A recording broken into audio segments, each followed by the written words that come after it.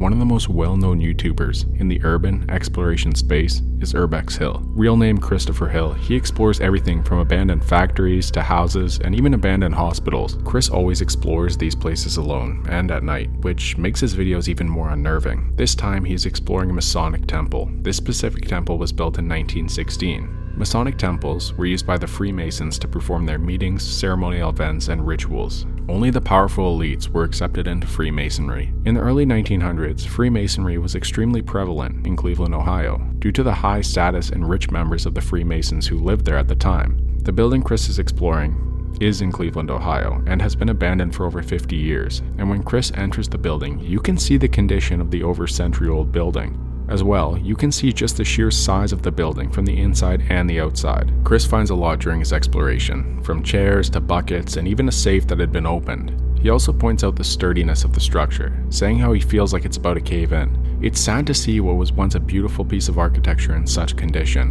When Chris goes down the stairs, something startles him.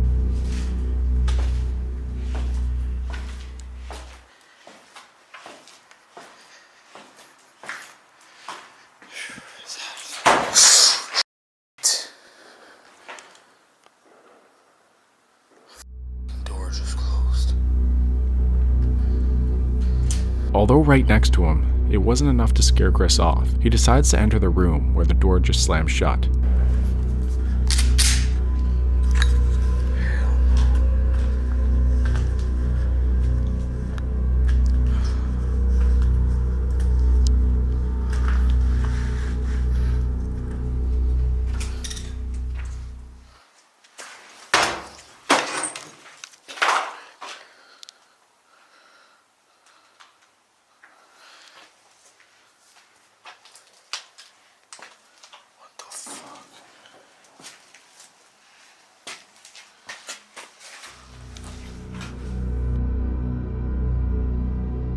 But even worse than that, there was no one inside the room. I mean, this may sound good on paper until you slow down the middle of the video.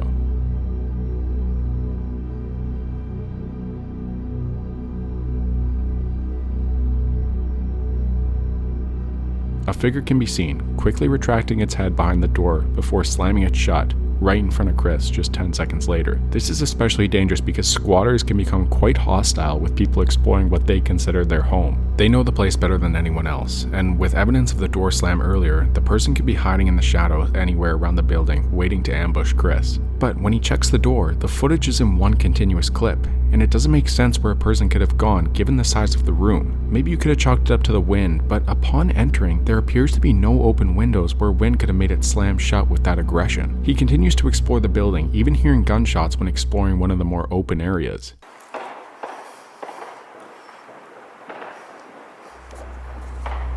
It's important to mention that Cleveland has been ranked one of the top 10 most dangerous cities in the US for the past few years now, which makes this exploration that much riskier, especially when you consider that a lot of crime happens in abandoned buildings. With Chris still being absolutely puzzled from earlier, he decides to enter the previous room again, that the door was slammed right in front of him. Chris soon realizes after finding no one in that room again, that he left the door open, indicating that someone had closed it again while he was exploring the rest of the building. Chris kept exploring the building for a little longer, but then proceeded to call it a night after being quite freaked out by the incident. Thankfully, he made it out of there safely. Baker X Derek is a YouTuber known for his biking content. He was riding his motorcycle when he saw an abandoned house on a hill that he says he's always wanted to explore. When he arrives at the house, you can tell that it's been abandoned, and it's been abandoned for a while. However, a clear entryway at the front could have been an indication that someone had been living there, or at least that people have been there. He enters the house and begins to explore around. You can immediately tell upon him entering that the place was quite big and had a beautiful location on that hill with a great view. When entering down the hallway and taking a look in the bathroom, Derek thought he saw what appeared to be a face looking at him. It's hard to tell from the footage, but there's definitely a possibility that he was right, and that there was someone in the room. Oh, fucking heebie-jeebies, dude. He turns his attention towards the basement, where it looks straight out of a horror movie. Dude, I think I hear somebody. I think I hear something.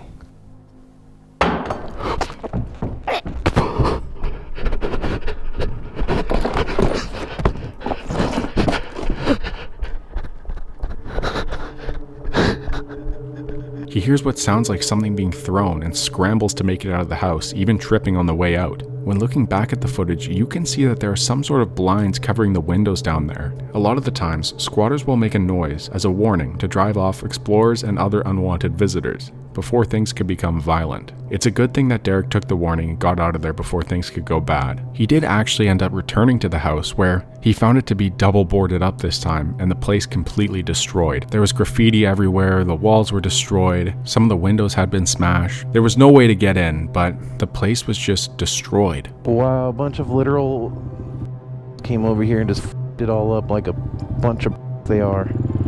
Oh. It's a shame that they came and destroyed the place, but let's just be thankful that Derek got out of there safely the first time. Like we saw in the past 2 clips, exploring abandoned buildings is very dangerous. Everything from unstable building structures to stray dogs and hostile squatters. Those are just the main worries that people think of with urban exploration. Sure, there's definitely a lot of crime that takes place in abandoned buildings also, but you could run into something much worse. Yeah. You think? Yeah. What is it? At the step. Oh! Shit, look at that fucking thing. Yo, that would have straight up killed you right in your fucking head, dude. What's this house? This house ain't fucking up. A knife attached to a crutch was hiding above the stairs as a trap to get someone who set off the trip line. Now this should be an example of why exploring abandoned buildings is not a good idea. Sure, this would be quite rare to run into if you're exploring, but you just never know what you're going to walk into. Imagine if they had never seen that little piece of string. And the fact that they went there in the daytime made it a lot easier to see. If it was nighttime, that string would have been so much harder to see, and it could have gone a lot worse for them. The scariest part is that there was a lot of shattered glass at the bottom of the stairs, as sort of a distraction to see what was coming from above the stairs. Or the glass could have been used as a sound warning to let someone upstairs know if someone was coming upstairs. If they made it past the glass, then they would get hit by the trap, and if someone lived upstairs, they would know of their presence. It's a good thing one of them noticed the trap and did not proceed up the stairs. But who knows if there were any other traps in that house? It just goes to show that you have no idea what you're going to run into when exploring abandoned structures, and why it's probably a good idea to stay away from that activity in general. This next clip also comes from Urbex Hill again. He was exploring the abandoned street known as Holton Avenue in Cleveland, Ohio. In 1913, the first Hungarian Baptist church was built on that street. After the church moved locations, the original building was left abandoned, and all the houses on the street were also left abandoned. Sadly, 26-year-old Jessica Coleman's body was found in one of the houses on Holton Avenue. The attacker was never found. With the streetlights still being on, you can feel the unease through the video. Chris starts by making his way through the church, where he has set up a second camera in the main area of the church. You can see the century-old building was once a beautiful piece of architecture, however, now looking unrecognizable. About midway through his exploration, this happens.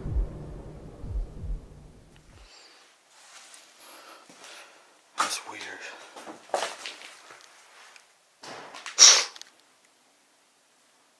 What's upstairs?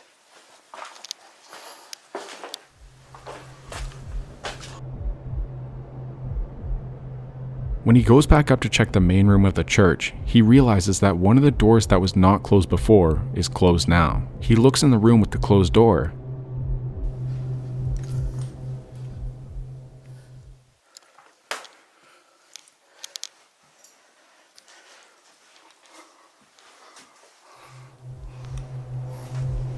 And finds no one, just some disturbing writing on the wall. It was clear that he wasn't in that church alone, and through further exploration, he can't find anyone else in the church either. He leaves the church and begins to explore the houses along the street. Even before he enters, he sees that there is a path along the side of the house, indicating that there could have been a lot of entering and leaving of the abandoned house. He sees a car driving by, and when Chris turns off his light in order to not be seen, you can see just how dark the place is. When Chris enters the house, you can see just how dangerous exploring abandoned places really are. Like we mentioned earlier, everything from stepping on a piece of glass to having a weak, rotted building foundation, and the houses on the street are definitely in a lot worse condition than the church was. When Chris enters the basement, that's when the exploration takes a scary turn. Looks like it's just underneath the house. It's not really a basement.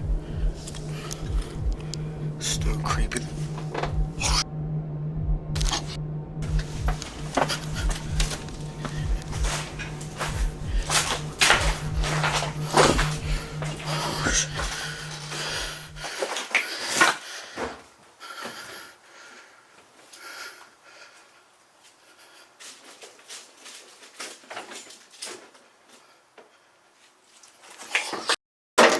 sorry. I didn't know nobody lived there. You can hear shuffling and footsteps, and then someone pulls the curtain back, making Chris leave out of the house quickly. From the squatters' perspective, it was probably just as scary for them, as a random man has entered their home. Luckily, Chris made it out of there safely. When he runs out and looks back at the house, you can see that there is a light on in one of the upstairs windows. Thankfully, he made it out of there safely. This video, exploring an abandoned factory, was uploaded by a YouTuber known as Exploration Unknown. When looking around the factory, you can see the sheer size of the place. Exploration Unknown, whose real name is John, explains how the factory in the video is actually a yacht factory. According to John, there were numerous and mysterious deaths around the project, so much so that they abandoned it before it was even finished. Paired with it supposedly being built on an ancient First Nations burial site, according to John, the two went into the factory believing it was haunted. As soon as they start their exploration, they hear banging coming from one of the dark corners of the factory and decide to approach it. I can't tell. It looks like 2 levels over there. Sounds like what's going on. They start walking around the giant empty room, and John sees a brief flash of light. What is that banging? What is that scream? I just saw a light, dude. With a room so big and bright flashlights, if there's anyone in the building with them, they would easily know of their exact location. It is clear that even from the start of the video, they are not alone, but it doesn't deter the two men from exploring the place even further. Up there. That's so sketchy. Oh my God, dude.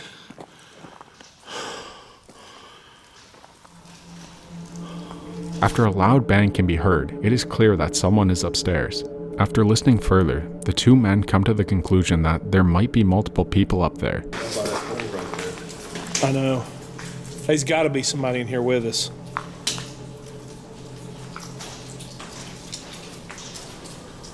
He's just got to be. There's that room that's over there. Just as John says that someone must be there, a shadowy figure can be seen going out from one of the columns and going back to hide behind it. While yes, they do have flashlights, someone dressed in black in a pitch black room would be hard to spot. They walk right past the figure to make their way to the elevator shaft, where the noises from the upstairs could still be heard following them. After this, John explains how they're going to wrap up the exploration. And I do not know what their intentions are, nor do I want to find out what their intentions are. Dude, that come from over here. What is that?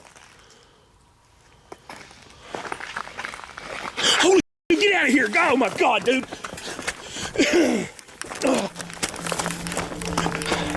When this happens, again, someone dressed in what looks like to be some sort of cloak or in all black is standing in front of them. Thankfully, they made it out of there quickly and safely. They may have interrupted some weird cultish practices that were going on. Nevertheless, they made it out of there safe and got away from the person or people in that building. The scariest part is that they would have known exactly where they were the entire time. The person on the ground floor looked as if they were trying to stay out of sight by hiding behind the column so they could potentially sneak up on them. But who knows if that was the only person dressed in black down there. There could have been multiple. Luckily, they made it out of there safely.